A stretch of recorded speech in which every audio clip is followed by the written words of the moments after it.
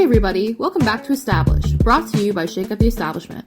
We are a youth-run, nonpartisan, community-centered nonprofit that focuses on translating knowledge within various topics of climate justice to make this information more accessible to those living in what is currently Canada. I'd like to take a moment to acknowledge that we have the privilege of living, working, and thriving upon land that Indigenous peoples have lived and cared for and continue to do so since time immemorial. We acknowledge that our address resides on Treaty 3 land, which is the territory of the Haudenosaunee, Anishinaabe, Atitewonderog, Mississaugas, and Mississaugas of the Credit First Nation.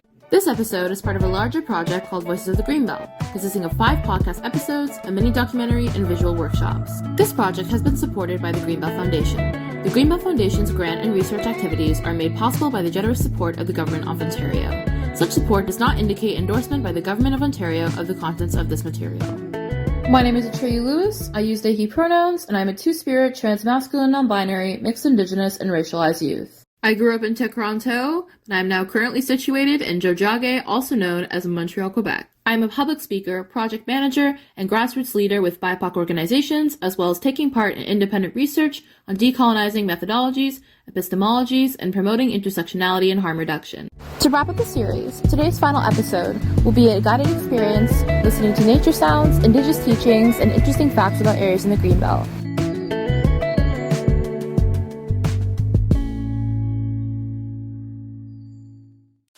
Ani, welcome! In today's episode, we're going to be talking about Indigenous history, land-based, water-based teachings, as well as any Greenbelt contributions to environmentalism, and how to mindfully visit and experience nature in the Greenbelt that is decolonial and intersectional. The area we now call the Greenbelt consists of treaty lands such as Treaties of Canada, including the Niagara Purchase, Between the Lakes Purchase, Collins Purchase, Head of Lake Treaty, Toronto Purchase, Gunshot Treaty, Treaty Number 20, Saugeen Treaty, Treaty Number 82, Lake Simcoe, Nottawasaga Treaty, and many more. It is important that we learn the history of the land and continued presence of these treaties because we are all treaty people. Whether we're Indigenous or non-Indigenous persons, we all have a commitment to the land and responsibility to understand the history that took place and how Indigenous peoples are situated on the land today. The lakes, rivers, and wetlands, as well as any forests, ravines, and healthy farmlands in the Greenbelt, have been stewarded and protected by First People since time immemorial. The vibrant way of life of Indigenous peoples, and my ancestors as well, the connection to the land has been suppressed due to attempted genocide, colonization, and assimilation. We have to acknowledge the truth of these events, the continuing effects, and the enduring rights of Indigenous peoples. The Greenbelt Foundation has a responsibility to ensure the work that they do reflects the continued efforts and rights of First Peoples on the land. The Mississaugas of the Credit First Nation is located in parts of southern Ontario and is within Greenbelt area boundaries. Prior to European contact, the ancestors of the Mississaugas of the Credit First Nation occupied lands north of Lake Superior and the area around Georgian Bay. The Mississaugas lived lightly on the lands they occupied, purposely moved about the landscape, harvesting resources as they became available. They're also part of the Moccasin Identifier Greenbelt program, a program that has goals of increasing Indigenous visibility in Greenbelt regions, as well as providing heritage makers or heritage sites on significant Indigenous landmarks. The Mississaugas of the Credit occupied, controlled, exercised stewardship over approximately 3.9 million acres of lands, waters, and resources in southern Ontario. Their territory extended from the Rouge River Valley westward across to the headwaters of the Thames River, down to Long Point on Lake Erie, then followed the shoreline of Lake Erie, the Niagara River, and Lake Ontario until arriving back in the Rouge River Valley. The Alderville First Nation, located in Greenbelt area Oak Ridges Moraine, the thriving community that is rich in heritage and native culture, they have nature and heritage tours available throughout the year upon request.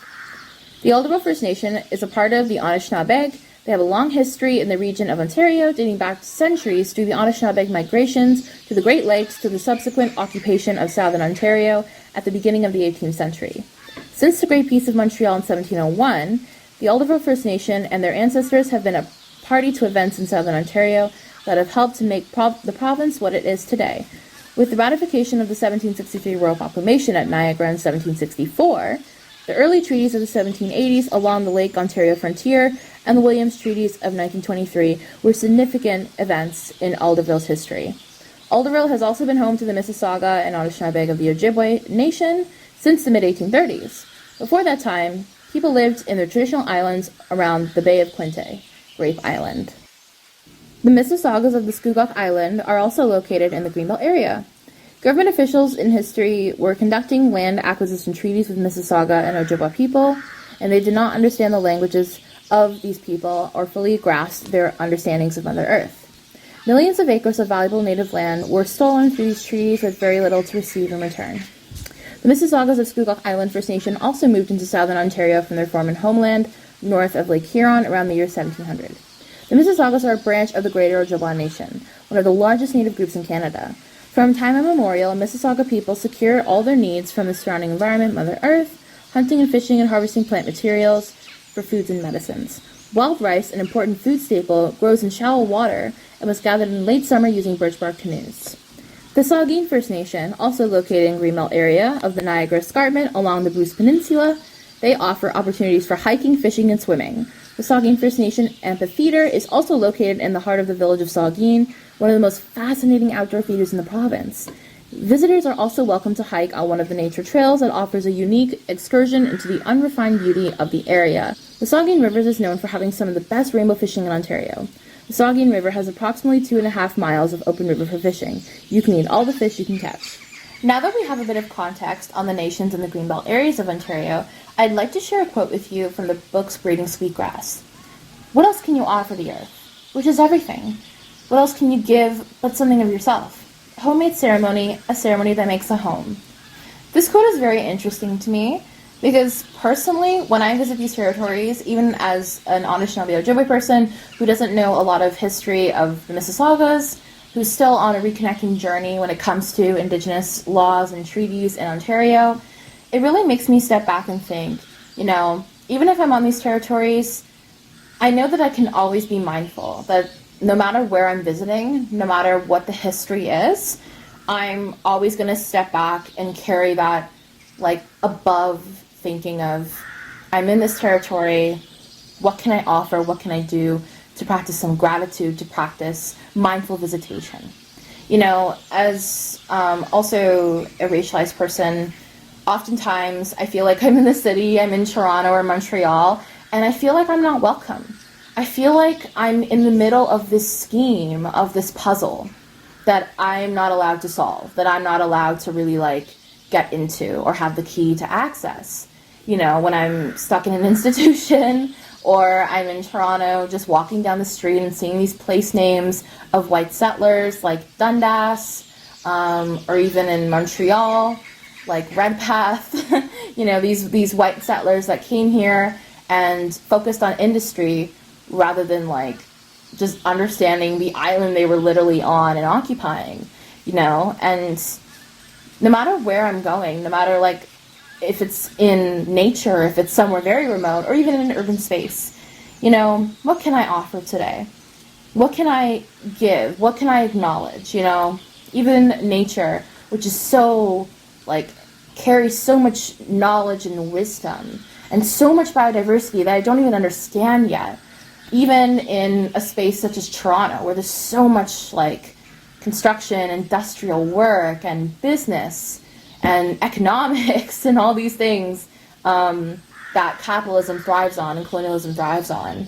What can I do to just practice visitation, mindful visitation, to be mindful, but also to know what territory you're on, recognize the history, and then find a way to engage in the teachings of the land in a way that's really healing, but also justice, a healing justice kind of format. I'm really passionate about healing justice in that framework in my work. How can we prioritize the healing of ourselves, recognizing our stories and our purposes on Mother Earth, but also what is the one act that I can do that will give justice, that will contribute to justice? Indigenous peoples are constantly facing injustice on their territories, their own territories. And frontline work is one of the most exhausting and the highest capacity things in the movement right now. People are giving their lives, people are being brutalized. And we've heard from previous guests in this episode just how brutal it is and just how stressful and painful. It should not be this painful to walk on the land you come from. It really should not be this much of a struggle to just practice stewardship, caretake, and take care of the land that you come from and that you identify with. but that's sadly the reality that a lot of Indigenous peoples are facing. We're also going to be talking about outdoor experiences and off-the-grid experiences. So with Shake of the Establishment engages in a lot of climate justice work, environmentalism work, and a lot of us really go on a lot of trips in nature and actually go into nature to decompress and to recharge our batteries. For many people, the great outdoors goes in hand with exercising and wellness, and that's just what the Greenbelt experiences as well have to offer.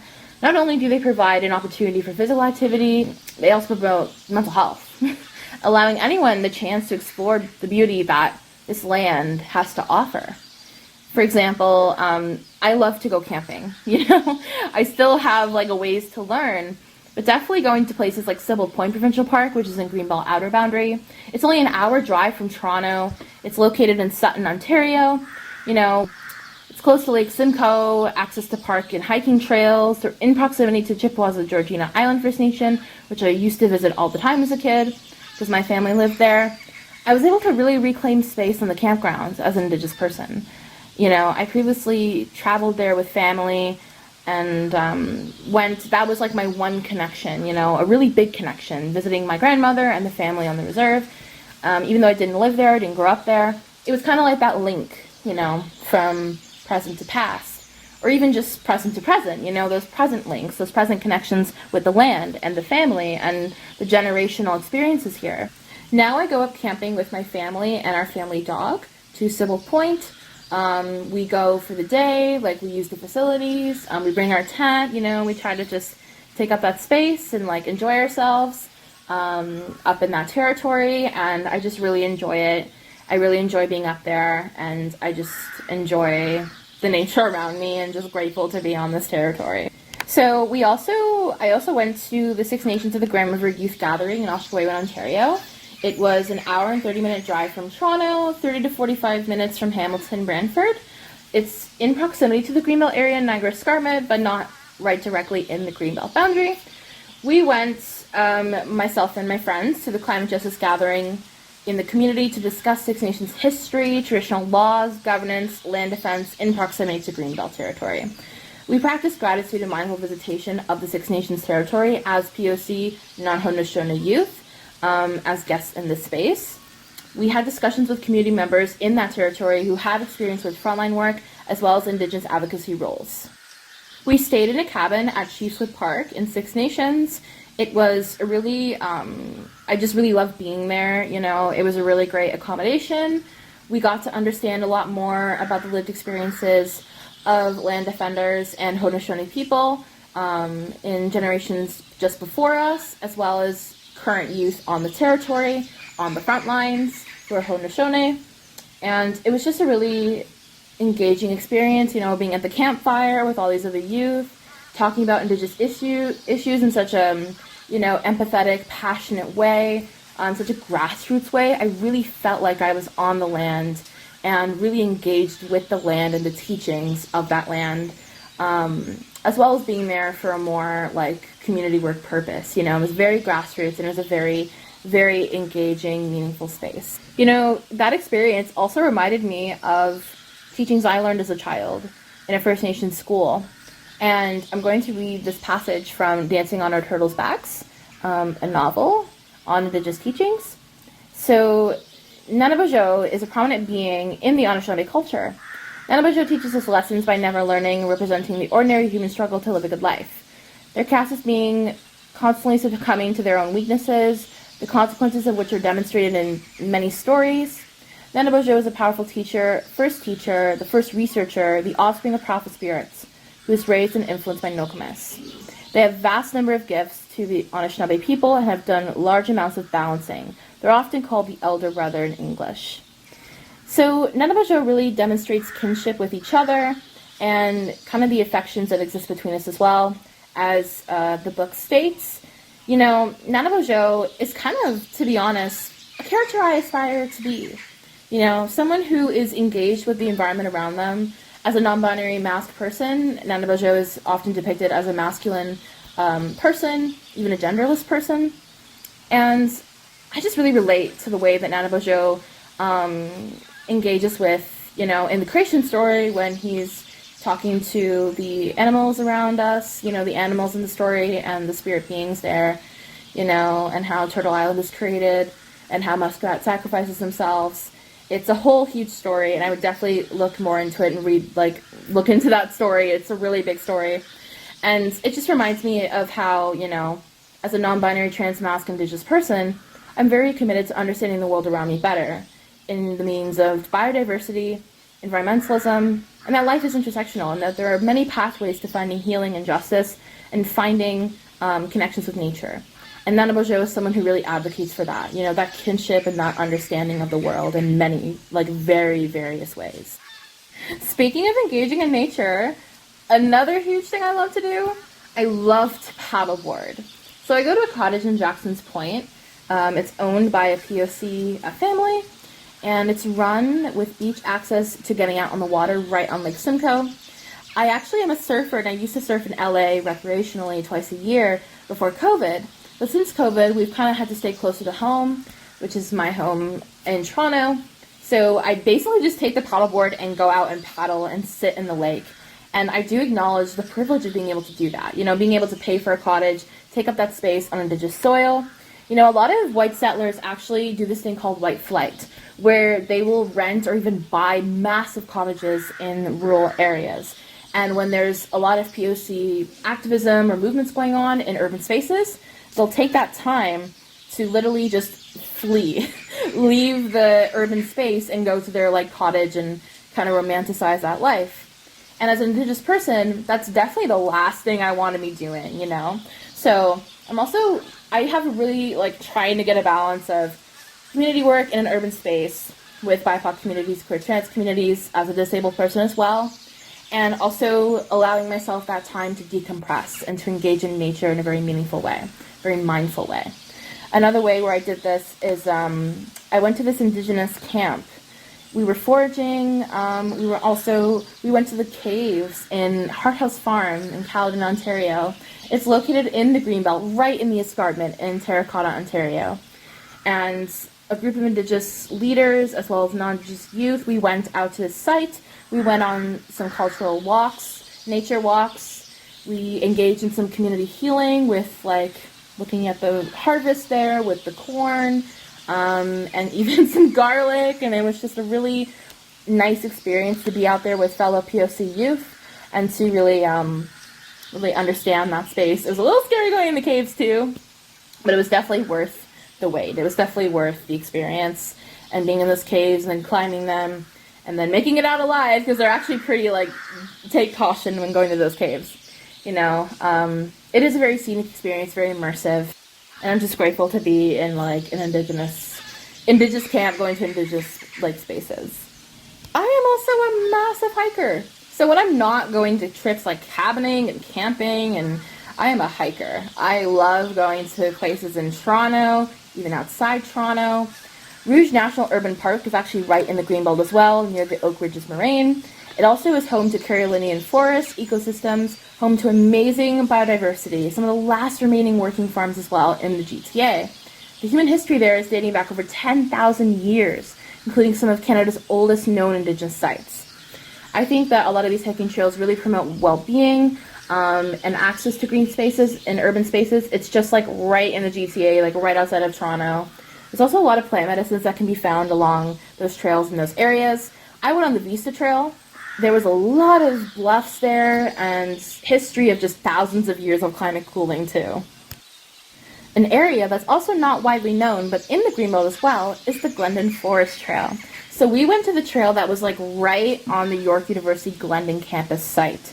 This trail goes from that university all the way to Sunnybrook Park.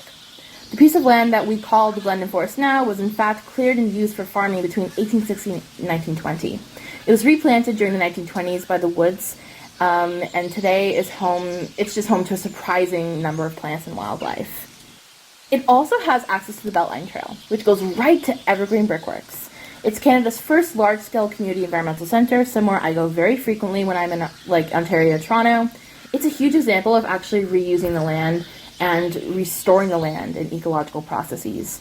It's just amazing how it used to be a brickworks, literally making bricks for industrial purposes and now has several ponds, hiking trails, bluffs, marshes, and grassland. In Anishinaabemowin, the place is also referred to as the Burning Bright Point. The spelling and meaning of the name in Anishinaabemowin is still being decided on by a language circle of First Nations knowledge and language carriers and allies even today.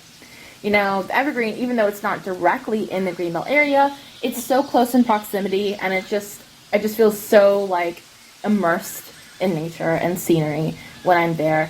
Very decompressing, very healing. I've done lots of mindfulness journals there. I've gone even to the lookout, you know, the big top part, and even just done a lot of like mindfulness, just thinking internally as well, walking near the ponds, on the bridges, you know, on the big trails. And it's just a very amazing experience. It's definitely one of the best places I love to go when I'm like right in downtown Toronto.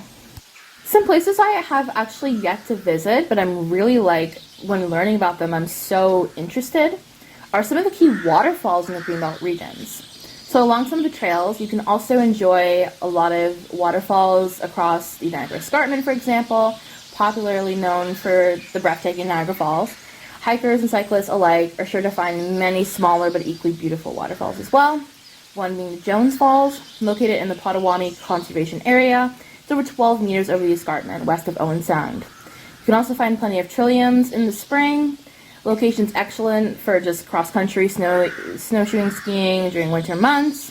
Admission is free, open year-round, as well as the Inglis Falls. An 18-meter high waterfall on the Bruce Trail. It showcases spectacular ice formations in the winter, beautiful cascades in the spring through fall, home to 20 species of ferns, old-growth forests with cedar trees over 600 years old. I love to forage and make cedar tea, so that just, wow, it really just blows me away even hearing about it. Also, if you're even in an urban space and you just really want to like see the city from a different lens, from an Indigenous lens, a POC lens, there's tons of tours that are Greenbelt friendly within the Greenbelt, even in collaboration with the Greenbelt.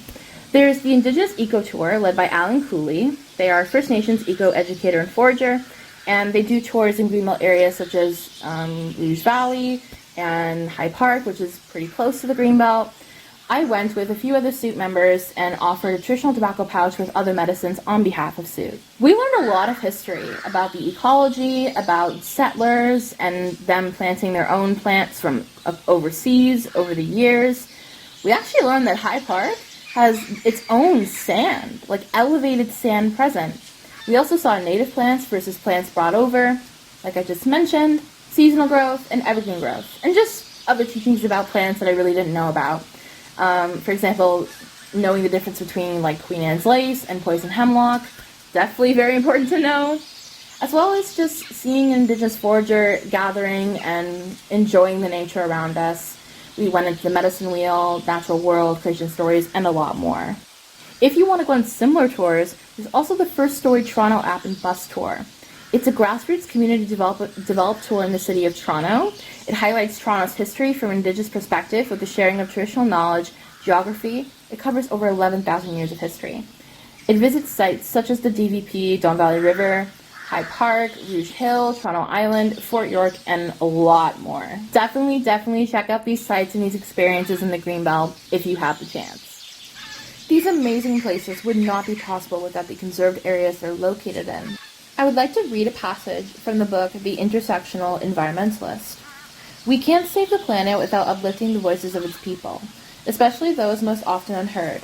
We should care about the protection of people as much as we care about the protection of our planet. To me, these fights are the same. As a society, we often forget that humans are a part of a global ecosystem, and that we don't exist separately from nature. We coexist with it, each and every day. Unfortunately, as with other animals, some humans are endangered and facing a multitude of social and environmental injustices that impact their ability to not only survive, but also thrive in liberation and joy. This passage really speaks to me as an Indigenous community worker, POC, who's racialized, who's been marginalized. This book, The Intersectional Environmentalist, is written by a Black feminist environmentalist based in South California. I love their work. I love the way that they phrase sustainability, environmentalism as both a social and environmental issue. I really related to the way, they also talked about navigating environmentalism spaces as a racialized person. and how a lot of the times we see this kind of like pan-environmentalism activism where we talk about donations for wildlife funds, we talk about Earth Days, we even talk about conservation efforts. But the ongoing pattern is that it turns into a metaphor before we actually think of new ways and abolitionist ways even to approach environmentalism, to approach social justice and environmental justice as equals, and that they go along the same river and that they connect together, and they're both ever-flowing. This also reminds me of one of the wampum agreements in Haudenosaunee culture. One of their wampum belts focuses on, two boats going down a river, never really meeting each other, never touching each other, but going down in mutual respect, and just traveling together. And I feel like that's what we really need to focus on when we talk about environmentalism, as well as Indigenous issues. Indigenous land rights should be prominent and should be at the forefront. However, environmentalism is often placed in a category and is often tokenized, and BIPOC voices are often going very much unheard when it comes to understanding the equities in environmentalism. BIPOC citizens, BIPOC folks, we face environmental racism on a huge scale, from oil pipelines on territories to lack of green spaces in Black communities, as well as the ongoing brutalization of land defenders across Canada, across North America, and in many other regions of the world. Allowing for mindful visitation of nature conservation areas with knowing the land's Indigenous history, as well as the importance of protecting biodiversity in the regions, helps humans reconnect with the natural world on a social and environmental level. There's no one way to practice appreciation of nature. There's many ways to get involved in environmentalism that promote stewardship and the challenge of industrialization in society. People can get involved in the concept of sovereignty of foods, plants, and natural spaces, apart from places to settle, the places to actually grow your own products someday and really become aware of your natural surroundings. One of the main things I really tell people is, how can you really immerse yourself into natural spaces, such as Greenbelt trails? What can you do to continue to conserve those important natural green spaces? Whether that be volunteering in a garden or going on a hiking trip, there's many ways that you can really engage in maintain natural spaces, as well as promoting environmental stewardship. I would like to read a passage from the book All We Can Save, Truth, Courage, and Solutions for the Climate Crisis. It's true that the climate strike movement is organized and led by youth, but we need to work intergenerationally if we want to impact every sector and every industry. To me and a lot of other young people, it feels like we're rooted in awareness while the adults around us live in obliviousness. That is so true. I've seen in environmental spaces, a lot of adults tell me, oh yeah, congratulations, thank you for doing the work. But they also talk in a very defeatist attitude and very not really my problem anymore. In Indigenous cultures, we also have the fire's prophecies, and that in the seventh fire, everyone will come together and, recognize our differences and promote equity and protect the land and reconnect with our ancestors. That's really what I grew up on as well. This idea that there will be a time when the youth, when everybody of every age will understand these issues. And that once you understand, everything else is going to make sense. Once you do that internal work, everything else is going to fall into place. Immersing yourself and engaging in that education, taking those steps back to be mindful of your spaces and your surroundings is really the first step to getting involved. People can really get involved in sovereignty in so many ways. And just going into nature and connecting with your nearby Indigenous community, as well as learning the treaties of the land you're on. Really learn the land you're on and be mindful in any space. One way to do that, go to nativeland.ca. They have a really great resource for engaging with treaties, lands, and history. Engage in the appreciation and mindfulness aspects of experiencing nature through sounds, descriptions of sites, and interesting facts about areas. And inform people around you of the importance of being respectful towards Indigenous laws and history while visiting the sites. To create a space for yourself and for your community where you as an intersectional being can share your experiences as a aspiring environmentalist, as a nature enthusiast, or just as a general advocacy leader for Indigenous teachings, as well as POC liberation, and to also promote nature-based learning. Thank you so much for tuning in. Chimigwech, all my relations. This episode has highlighted Indigenous history, characteristics, significance, risks to Greenbelt regions, as well as outdoor experiences, hiking trails, POC-led routes, and waterfalls. If you like what you hear, check out our work at Shake Up the Establishment. You can find us on our website or Instagram to continue learning about important topics like environmental stewardship, social justice issues, and political accountability. That's ShakeUptheestab.org and find us under the same name on Instagram. To learn more about the Greenbelt, visit the Greenbelt Foundation online.